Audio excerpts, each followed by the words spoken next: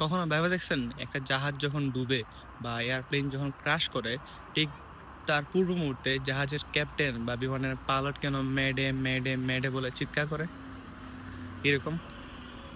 Mayday, Mayday, Mayday. Delta 311 declaring a medical emergency. আজকে আমি বলার চেষ্টা করব এই মেডে মানে কি এবং আপৎকালীন অবস্থায় কেনই বা এই শব্দ উচ্চারণ করা হয়। মেডে শব্দের আক্ষরিক অর্থ হচ্ছে আমি মারাত্মকভাবে বিপদগ্রস্ত, আমার সাহায্যের প্রয়োজন। এবং এই শব্দটা তৈরি করেন ব্রিটিশ ভদ্রলোক ফ্রেডরিক স্ট্যানলি মকফোর্ড।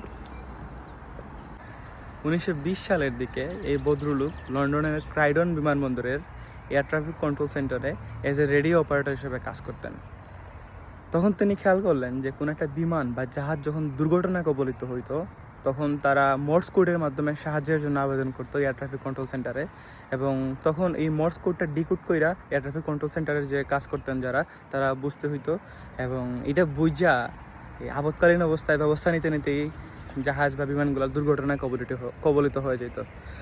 এবং ওই সময়ে লন্ডনের ক্রাইডন বিমানবন্দর থেকে ম্যাক্সিমাম ফ্লাইটে আসা যাওয়া করতে হচ্ছে লন্ডন এবং প্যারিসের মধ্যে।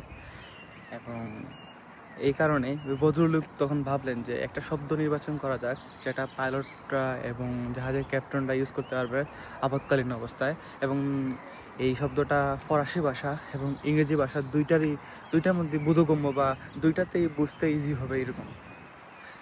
তখন তিনি এই মেডে শব্দটা নির্বাচন করেন।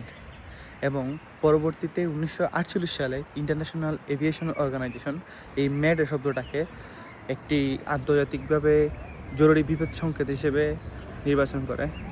সো নেক্সট টাইম যখন কোনো জাহাজের ক্যাপ্টেন বা বিমানের পাইলট বলবে মেডে মেডে মেডে, তখন বুঝে নিতে হইব যে ওনারা কোনো একটা জরুরি অবস্থায় আছেন বা বিপদের মধ্যে আছেন। That's it for today. এরকম আজগুবি আজাইরা সব জিনিস জানার জন্য you can follow my page. Bye by.